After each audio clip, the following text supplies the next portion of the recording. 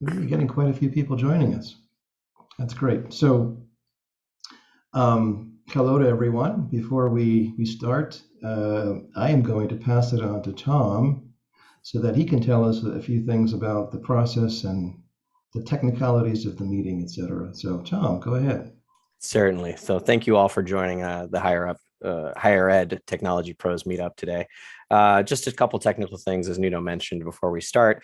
We are recording the call, as you may have heard as I activated the recording just there. But just keep that in mind. We will be sending out a video of the recording as well as a survey after the meetup is done. So we will be sharing that with all of our attendees and eventually uploading it onto YouTube as well. If you folks want to engage in the conversation, you can currently unmute yourselves as you'd like, join video. But if you'd rather, you can also raise your hand and we'll address that as it comes up. Or you can also join us in chat and just leave anything in there and we will address it either in chat itself or bring you into the conversation. Let's see if there's anything else we have to discuss. I think that's just about it for technical stuff. Okay, good to go, Nuno. Wonderful. Well, once again, thanks everyone for joining. I think the most important thing to keep in mind for this conversation is that we try to keep it informal. We want it to be helpful to everyone. We hope in meeting each other, you're able to maybe talk offline, or if you want us to make an introduction, we're happy to, so that in some way we can all help each other. So my name is Nuno Couto. Many of you know me already. I'm the founder of Optimal Campus, but also one of the members of the steering committee or advisory committee for this meetup group. We try very hard never to do any salesy things. So if anyone in this call is a salesy person, please do not go in that direction. We want to make it as helpful to people as we can. Just to give you a little bit of background on the group itself, I think at this point it's been 4 or 5 years. Tom, correct me if I'm wrong. Since we started doing these meetups, originally we started with just higher ed IT professionals in general, but over time we've started to focus more on higher ed IT leadership and other leaders within higher ed. So I suspect most of you fit into that category. We have a steering committee of pretty high level people that, again, on a volunteer basis. Michael Ginsberg is there. Michael, raise your hand. There you are. Tom Goldrick is there also. He keeps things running. Myself, and is Elmore here? I don't know if Elmore's here. I don't believe so. James is there. There he is, James, and Steve Ralston, and these are all either previous deans with some experience in technology or current IT leaders such as James. So so that we don't get you too bored, why don't we get going? And the first thing I wanted to do is just share with you the feedback we got from the panelists as to what they think really is going to make the biggest difference in taking an organization from, an IT organization in higher ed from a not so good place to a better place, ideally a world-class organization. I think some of these things are going to resonate and are going to be relatively logical, but we'll get more into those details shortly. As we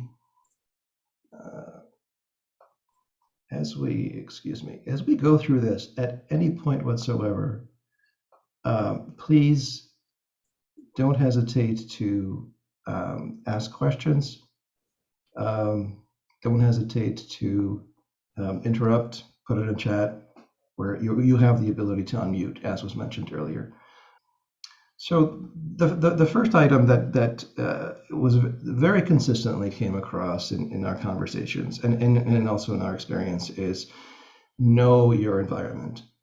Have a baseline and have it in writing. So many organizations don't have a strategic plan that's in line with the institution's mission.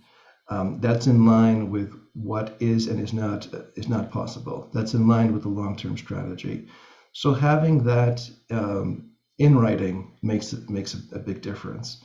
Having a thorough understanding of what technologies you have, how the technologies interact with one another in detail, extremely important in order to make good decisions about what comes next. Communication, obviously, communicate. One example of a CIO that did something kind of interesting was he just bring together his folks, and he didn't force people to come. He just asked them to come for an informal lunch, just to talk about where he wanted to take the organization, and to get feedback from those people on what obstacles they thought would be in the way. So just having sometimes less than formal communications can also be helpful.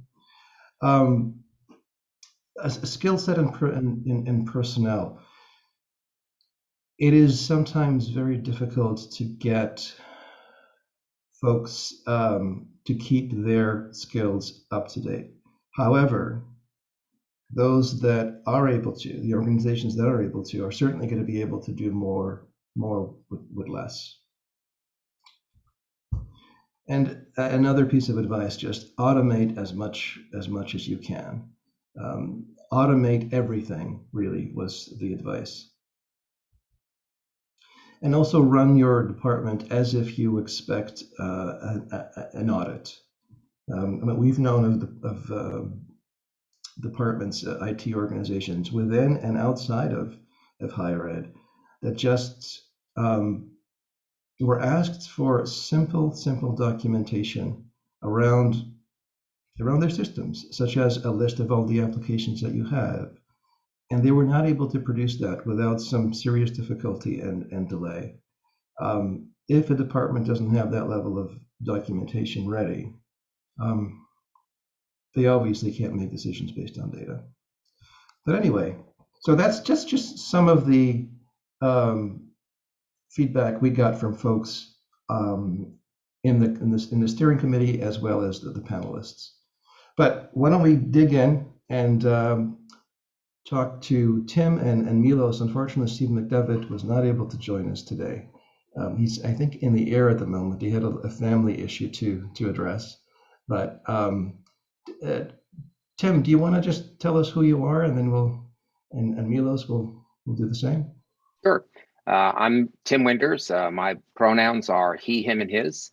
I am the Vice Chancellor for Information Services at Purdue University Northwest. I've been in my current role for 6 years. Before that, I was the IT leader at South Plains College in Levelland, Texas, where I was in that role for 20 years. So I've been in higher education for more than 25 years and in IT for more than 30 years. So back very much pre-internet days for my IT experience. Thanks, Tim. And Milos? Sure. Good morning or good afternoon to all of you, depending where you are. Milos Topic, Vice President for IT and Chief Digital Officer at Grand Valley State University in beautiful West Michigan. I've arrived here a little over a year ago, about 14 months. Prior to that, I was in Jersey, 2 different schools, St. Peter's University for about 5.5. I was responsible for IT as well as operations and facilities. Don't want to ask me about that. That's in the past. And before that, Montclair State University. And then before that, some of the Fortune 1000 and startup work. So happy to be here. Thanks, Milos. You forgot to mention you're very active on LinkedIn. I'm very active everywhere. I think my wife, there's no love for me to slow down a bit. It's a DNA quite thing. often I see your posts coming in and I'm clicking the like. So let me then start with a couple of questions for each of you. But before I do, for the folks in the room, would you mind just raising your hand if you have less than 2 years of experience as a CIO or any type of leadership role, director role within higher ed IT? Less than 2 years? Okay. Okay. I think I only see one. Are there more? I only see one. Okay. Oh, 10. Did you say 10? Okay. Oh, wow. Oh, Tom is raising his hand. No. Tom, you're not a CIO. 2 to 5 years of experience. All right. Okay, a few more. So a few more CIOs with 2 to 5 years experience. 5 to 10 years that you've been a CIO or a leader, higher ed IT leader. Okay. And then above 10 years.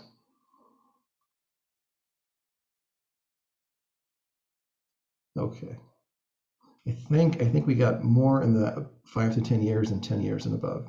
Okay, thank you. So the first question to you, let's start with Tim. The first piece of advice that you gave us was know your environment. So how have you done that, Tim? How have you implemented this recommendation?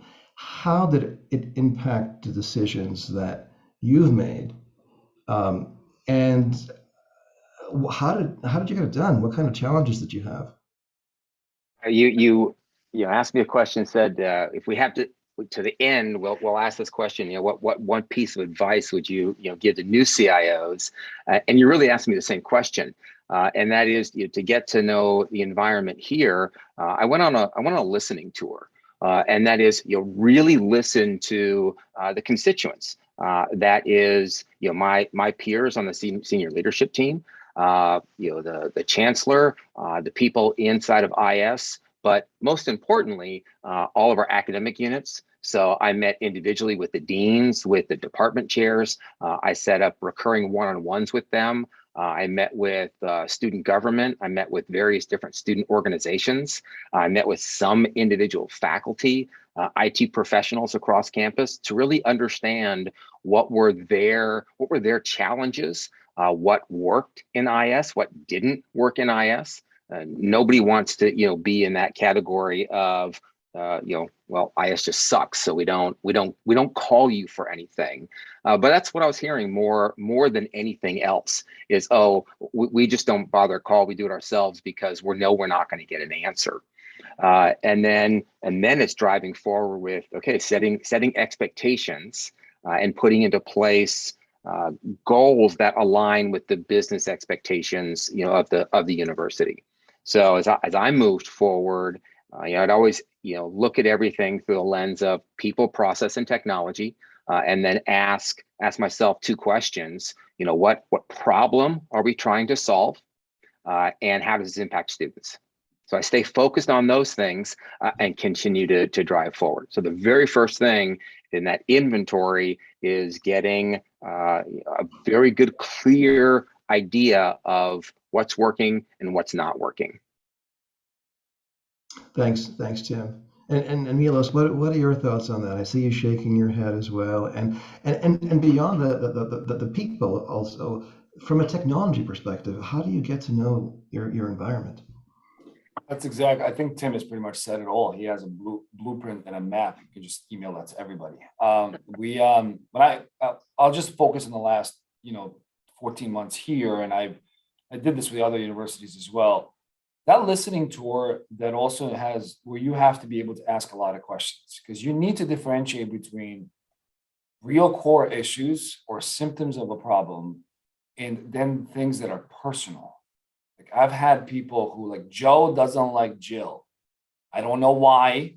And in some cases, I'm going to uncover that on meeting number 4, because one of them is really going to feel like they can trust me enough to truly open up. And I've met with, in addition to everything that Tim has mentioned, I've met with every single member of my team of IT one-on-one, 30 to 45 minutes to start on Zoom, because when I came here it was in the middle of the pandemic.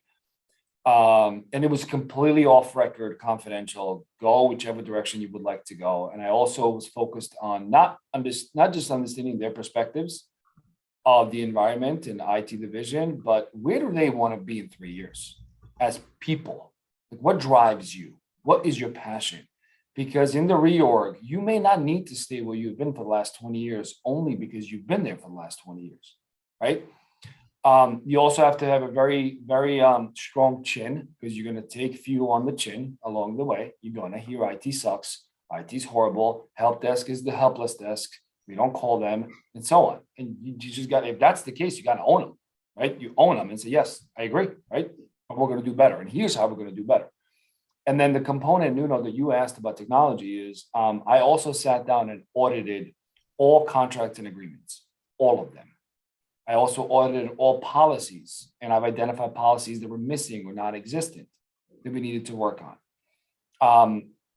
What was also interesting in my current university, my role didn't exist. IT was led by an AVP who retired after 29 years, and she was an amazing person with a lot of great work, but she wasn't set up to succeed in many ways. IT was placed under enrollment, which is one of the most idiotic placements of IT I've seen in the last couple of decades. So when the new president came in, she reorganized her leadership team and restructured it and created a VP role, which is the one that I occupy today. So a lot of conversations, a lot of listening, and try to focus on spotting the patterns, because you'll never be able to address all 97 things at once. But if you see that one thing is coming across 15 or 25 different calls and meetings, that matters. And you should really focus on that first, because it creates that positive buy-in and change that people have been longing to see. Yeah, play off that a little bit. I think that, when you listen to people, you're certainly going to get those that have grudges. Well, whether it's a personal or what I found is a lot of people that I met with, my intention was for them to represent the constituents that they were there to represent. So if I would meet with the department chair, that has 30 faculty members, I would want to hear what's happening in the department. But I would often hear, my Outlook doesn't work, I can't print. It's like, okay, you want me to solve your individual technology problems, not what is systemic here. And so teasing out those differences, was important. It helped to also identify, okay, who are the real players on the campus and who are just out for themselves. You asked a very interesting question, and that is, getting down to the technology. How do you really understand the technology environment? Well, I said three things, that are important that we have to look at: people, process, technology. I think those are in that order for a specific reason. The people are the most important, process is next, and the technology is the last. As a CIO, I need to be aware of the technology. I need to understand how it all works, mostly to know when my people are bullshitting me or not, so that I can call them out on, nope, that you're blowing smoke. Let's reset this. Okay. It's also very different in a different environment, right? So an IT leader that is in a department that has 10 staff is very different than one that's in an IT department that has 100 staff, or an IT department that has 400 or more staff. You have very different engagements or involvement in all of theirs. So you have to understand the environment that you're in and what level of hands-on and technology experience and understanding you should have, right? So if you're a CIO at an organization that has 50 to 100 people, if you're in there dealing with the nuts and bolts of technology on day-to-day, you're not a CIO. And I would challenge you on that day-to-day. If you're doing that and you're doing the hands-on, then go back and look at your leadership, go back and look at mentoring, look at what you should be doing to enhance your own individual skills, right? This is where the people come into play. You really have to have a team that you trust, that know what they're doing, and let them run. So they're going to make sure that the gears are turning and are going to make this all work. And then ultimately you'll figure out from your staff and from hearing from other departments what really is working and what's not, and where you need to focus on that third tier of technology. Yeah, very, very powerful advice. I think I saw Chris O'Connell and Scott Russell shaking their heads and agreeing. I don't know if you guys wanted to add anything to that or have any questions. I also want have to put some you on the interesting spot, comments in chat. Okay. Yeah. And Carrie, Carrie says, I find it discouraging because sometimes it reflects what an individual sees as IT's role. In some cases, just fixing my laptop. Yeah. Yeah. IT's role. Yeah, that actually was a follow on to the earlier comment I made that just had one in between it, but it was more when you're interviewing people, I'm amazed at how often, what can IT do for you? And it's like either a personal like issue like Tim was talking about, or you just can't get to or it's like a kind of a long ago issue that, really isn't strategic, like 15 years ago or something like that. And sometimes you can get more strategic information out, but sometimes you just have to realize that person isn't going to be able to talk about anything strategic, which sometimes does get discouraging because you realize like their vision for IT is like this big, right? If the answer is, can you fix my laptop? But sometimes that's just the way it is. Yeah, in the chat, Felix asked the question, do I have any specific reading on people, process, technology? I don't. I might have something. I'll dig through some of my notes. I don't know if anybody else has something on that they want to throw into the chat.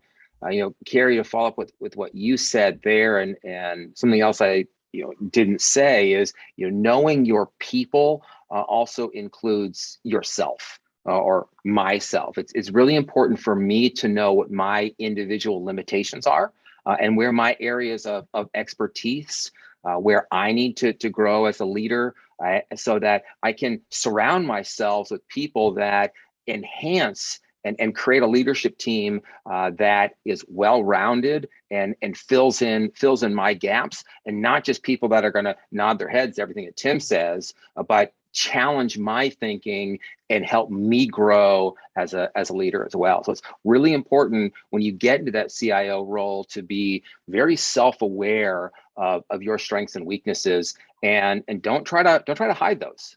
Own them both. And just to add a little bit more, I have some books. If you just email me, I'll send you the list. They're not really people, process, and technology, but there's a lot of really good things if you build high performing teams. From one of the colleagues on this call is somebody who recommended that book a while ago, and then our president made the senior team read it recently. It's the 5 Dysfunctions of a Team. It talks about a lot of things. There's radical candor. There's Our Iceberg is Melting. That's another book we read recently. That understand that not just because we've done it a particular way for several decades doesn't mean it's still the only way. And in some cases, it might still be tested and true. But you should always look at what you do and how you do it. And just one of the comments that Carrie, you made, in my experience, again, one person's perspective, the number of people who are true visionaries is very small. It's very small. Then there's a lot of people who dabble in strategy and so forth and so on. So what I've found is you have to be able to tell that story and take them along the journey and help them think differently, or based on what they're saying from their pain points, weave that fabric together as to what that really truly means. Because we have a lot of people who are it's just a human nature, right? We're creatures of habit, right? We drive to work every single day the same way when we do, get stuck at the same light every time, hit the same pothole, especially when I was in Jersey, right? Same one. At the same corner, and you go, it's been there for 20 years. Don't ask me why they haven't patched the pothole in 20 years, but that's a whole different story, right? So getting people to be uncomfortable and creating that safe environment where it's okay to fail is really, really critical. And I really want to underline the comment that Tim made is, figure out what your job is and where your time is best spent, and surround yourself with people that complement each other. Don't hire copies of yourself. You want people who push back. I've been in meetings when I worked for leaders, and this really stands out to me. I was part of a consulting team years ago for a Fortune 1000 company, and 5 of us were brought in to observe the senior leadership team, how they worked, and do our own contributions. And there was this one gentleman who sat in the corner repeatedly and never said a thing, never said a thing. And then all of a sudden, several weeks later, he started contributing. And he had some remarkable ideas. So I approached the CEO. I pull him aside in between one of the meetings, and I go, "What did you say to him?" He goes, what do you mean? I'm like, you said something. What did you say? He goes, well, I told him that my expectations of him are greater than a potted plant. He's an exceptional human being with exceptional qualities, and that I'm bringing him here because we need to hear from him. And if he doesn't want to contribute, if he just sits in the corner and doesn't say anything, I'm going to stop inviting him to strategic planning meetings. And he did not want to be excluded. Obviously, there are better ways to say that than that. But this is an old school CEO in New York over a decade ago. But sometimes you got to call people out public and privately, confidentially, one-on-one, without hurting any feelings or making them feel inferior in any way. But sometimes people need that nudge to get unstuck.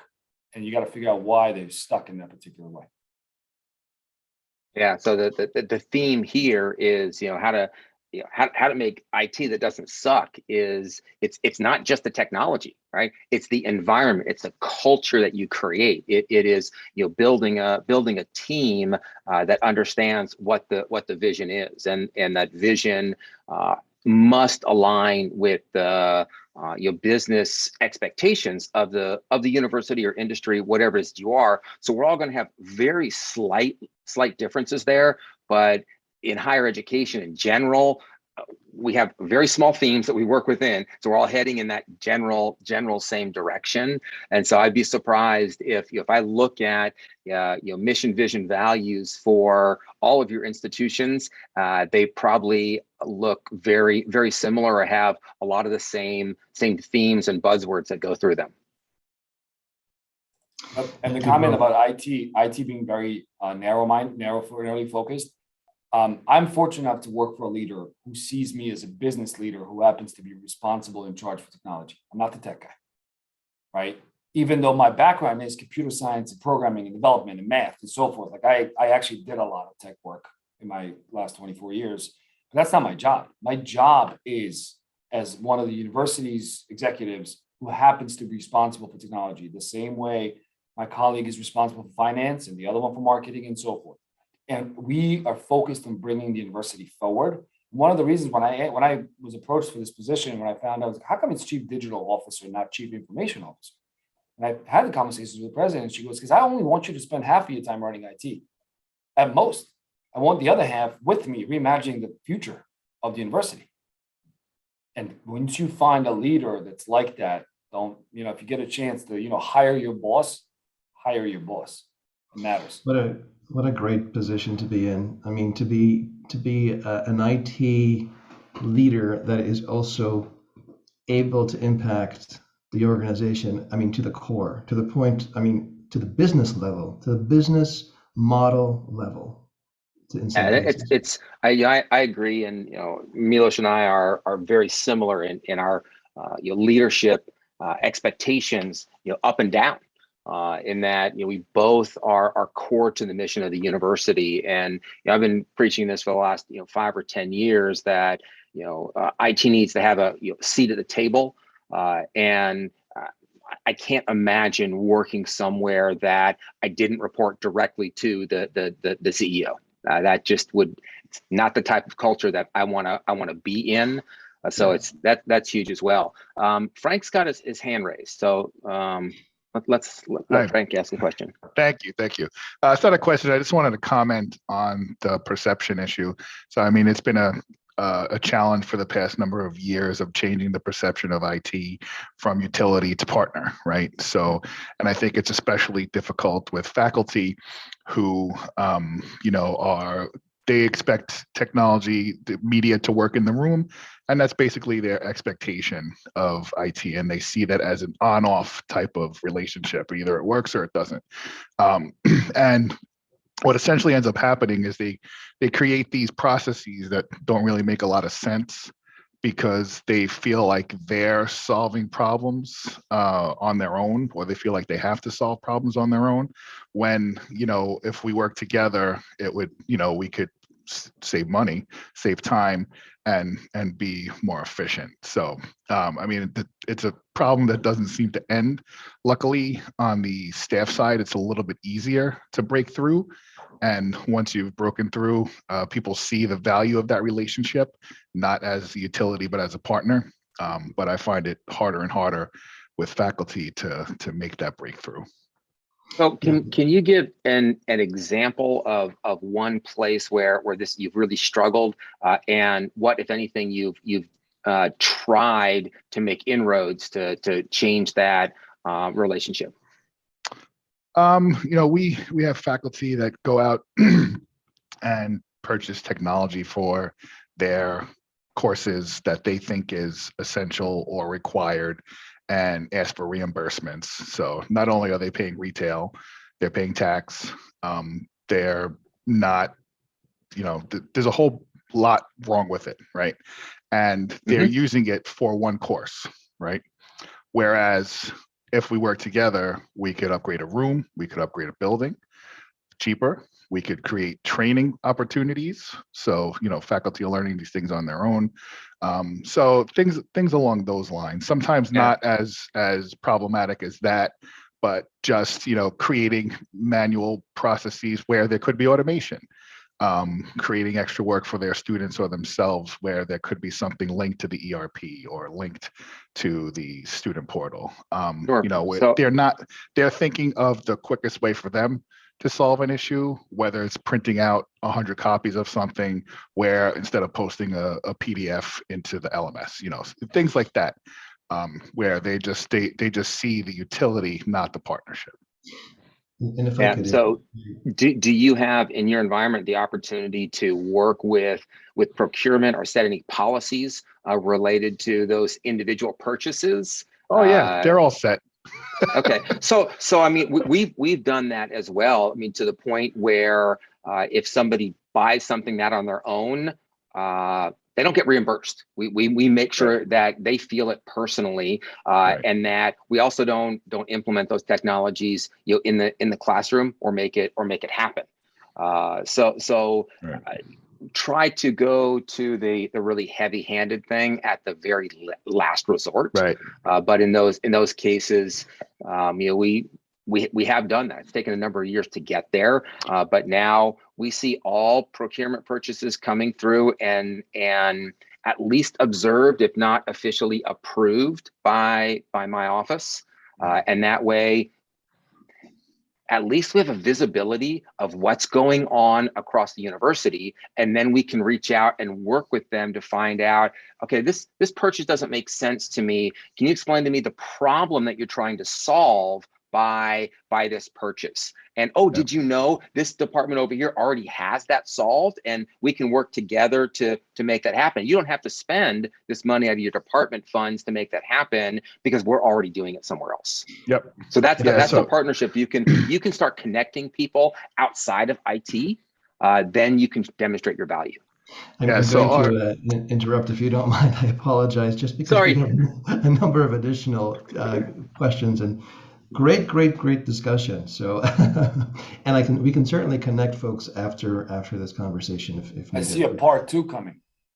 What was that? I see a part 2 coming. Yeah, we actually had talked about this with the advisory committee. We're not going to get through this all, so we likely are going to have a part 2. Thank you, Milos. So regarding another big point that was mentioned as a key to a very successful higher ed IT organization was communication and making sure that people are very engaged. So starting with you, Milos, this time, what works and what doesn't work, especially the stuff that everybody says works but doesn't work? What have been your experiences? So nothing works on their own. On its own, none of it will work. It's a multi-pronged approach, and it has to be repetitive. You think you sent an email out to the whole community, 28,000 people, and you say, yeah, they got it, cool. And then you realize that 4% of them read it. And then 2% actually understood it, right? So smoke signals, carrier pigeons, right? In social media, and employ whatever you can. Because people process things differently. They understand things differently. They have different priorities in their lives, both personal and professional at that moment. And what you're sending and communicating on that Wednesday or that Friday afternoon, it's not a priority to them. It doesn't matter. So they'll get back to it later. What I found that really works, and I'm very grateful for, are in-person conversations. So over the last few weeks, we've had certain policy changes and directions, and we've been communicating them. Some of the comments, the questions that Frank asked earlier and Tim eloquently answered, and he touched up on policy. It's higher than just policy. That's leadership and governance problem, right? You don't have governance in place to set these standards where everybody's voice is heard and represented, or it's not being followed.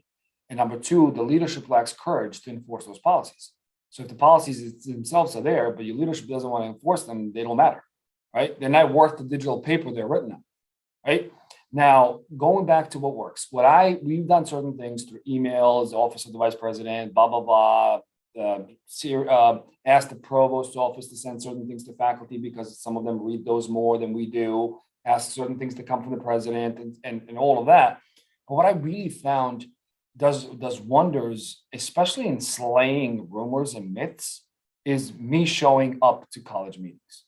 Like I have went to College of Nursing 2 weeks ago, and it was a packed room, and they started with, we heard this and this and this and this and this and this and this and this. I go, great, cool, wonderful, excellent. None of those are true. And they go, what? Let's talk about it. And then when you unpack these things and you help them understand in the simplest of terms, in their language, not your own, a lot of people get it. Now you have these champions who are going to spread that across their own communities and their own areas. I've gotten dozens of emails back after every single college meeting saying, oh my God, thank you so much for explaining that ERP project or that LMS one or this thing that we're doing with MFA. Nick, thank you. We now understand where it's going and where it's coming from. So communicate often, keep it simple. When you get an email and I got to go scroll this, I don't want to read it. And it came out of my office. I don't want to read it. I know what's in it. Keep it simple. Get to the point right up front. Here's what it is, action, step, why, and how. And then below that, give them a link or give them an opportunity. If they want to learn more, you can. But get straight to the point and provide continuous and ongoing feedback so that people can correct you on that journey where you need to be corrected or informed in some way. And Tim, your thoughts? I mean, Kathy put something in the chat. Know your culture. Know the expectations on your campus. And so, what we have found from our students is, for the most part, they pay attention to messages that come out from SGA, the Student Government Association, and the Dean of Students Office. They don't pay attention to things that come out from the provost or from me or from the chancellor or anybody else. Just totally gets ignored. They ignore the registrar, they ignore financial aid, they ignore all those important things, but they pay attention to their peers and they pay attention to the Dean of Students for whatever reason that is. That's who they want to hear from. At the academic units, you need to understand your own culture and what the expectation is. It the associate deans that they want to hear from, the department chairs, peers, faculty senate, the provost. So that you're using those communication channels where people will hear you. One of the biggest things that I've learned here, from my chancellor, he doesn't believe in communication problems. He's a structuralist. And so he always says there's no such thing as communication problems. There's only structures which inhibit effective communication. And so look at the structures that you have created or that don't exist to facilitate a communication. Milos is exactly right. Be in front of people. Go out and engage and talk to people to really listen and share your message as well. That goes for internal as well. We have frequent division meetings inside of IS where we just share university-wide updates. We talk a little bit about what's happening inside of IS, but I share things that are happening across the entire university. Budget status, information about new academic programs that are coming on, university-wide changes that might be happening, so that the staff are really engaged and take ownership in the success of the university. They're not just focused on, okay, I got to fix this PC today. And that goes to the culture and creating an environment of success where IT doesn't suck. And one more just aspect I want to add. Communication is not one direction. Not us shoving things down people's throats. It's multi-directional and multifaceted. Enable and create the environment where people can share feedback. We had an example recently where we deployed new IT service management solution, Team Dynamics, and people are they're not used to it. And maybe we didn't do a good job of communicating some of this. So they're getting these surveys saying, hey, let us know what you think. We just closed this call or this ticket. What are your thoughts? And a number of faculty wrote to me and said, this is great, but it identifies me. How do I want to be able to provide my anonymous feedback? And we go, well, part of me is, again, maybe it's just the way I was raised. If you don't have the courage to say something to me, then you maybe shouldn't be saying it, right? Or if I'm not going to say it to you, I shouldn't be saying it. But I understand the perspectives of others. And then they say, well, we depend on IT and we don't want anybody to retaliate against us. I mean, no one's going to retaliate against you, right? We're here to provide services. No, but you don't understand. That's how it was in the past. And I've been here for 25 years and so forth. And can we provide anonymous feedback? So we're not providing that too. So it needs to come from many different directions. It's not just administration talking at other people. Yeah, I think that's good. And it's so important to also try new things, right? And if it's not working, change it. So sometimes a newsletter works great. Sometimes it's an abysmal failure. Sometimes social media works great. Sometimes not. And don't be afraid to try something new and fail fast and reiterate, make a change and do something different. You've probably all heard the stat. You need to hear something 9 times before it really sits in with you. You're related to, especially change management, organizational change management, and so you have to repeat yourself. And that 9-time moniker always sits with me whenever I'm reading academic papers, because they tell me what they're going to say and then they say it and they told me what they said and they say it 6 more times. Like, already, I already read this. So, but it's so true. Keep putting it out there and over communicate. Milos said that in his opening remarks. Over communicate. Believe it or not, we're coming up on about 10 minutes to the hour. How did that time go by so fast? I like to talk. Oh, hey, listen, it's as long as it's helpful to everyone, and I think it is. I'd really be curious to hear from the rest of the group in terms of communication, both internally and externally to your organization. What doesn't work and what works? What would you tell the rest of the group? What have been your insights? Does anyone want to share with the rest of the group? Anyone else? Or if you want to share any other advice, that's fine. We only have a few minutes, but. I just have a quick comment about communication during times of the pandemic. One of the things I think has worked really well is of course, we're having our all staff meetings in virtual, but to do the all staff meeting and then the following week to just schedule a half hour for Q&A so people can absorb and take some time to understand what you just said, and then give them a week to formulate their questions. And that actually works really well. The Q&A section is optional, and I've had almost everybody come back and want to hear those questions, and they've just communicated that's really helpful to have that time to think of what they want to ask. Are most of you back in person? Yeah, I'm getting, yeah. So are you starting to use some of those physical artifacts, the posters on the wall and the posters on the doors, or no? All electronic, pretty much. Yeah. Okay. Okay. We are in the final stages of completing our digital strategy plan document, and we didn't get enough, in my perspective, we didn't get enough student feedback, which is critical. So what we did is we created a number of free pizza sessions. We have hundreds of students, showed up, grab a slice and share their thoughts and perspective. What was good, what was bad, what was ugly, what do we still need, and so forth. And we spanned that at multiple locations across multiple days.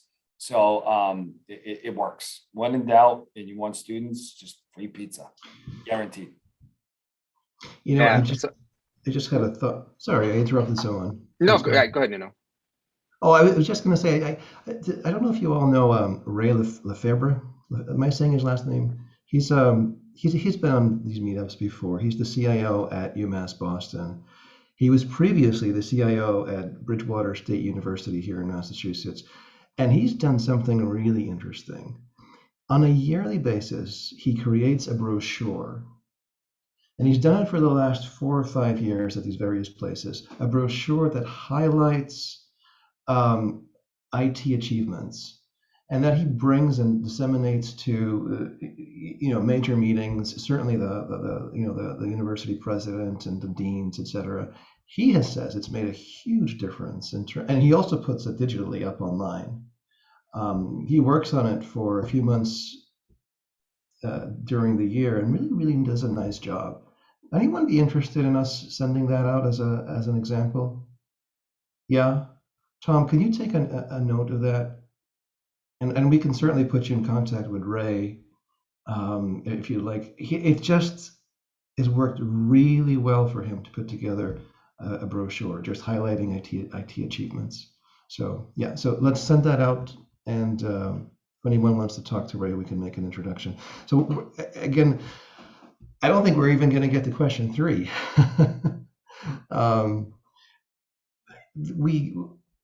We're going to wrap this up, and maybe after doing the wrap up, if there are any other questions, we can certainly get to them. But are there any topics that this group would like to gather, a group of CIOs around? Are you having any problems in particular that we could do another kind of session like this?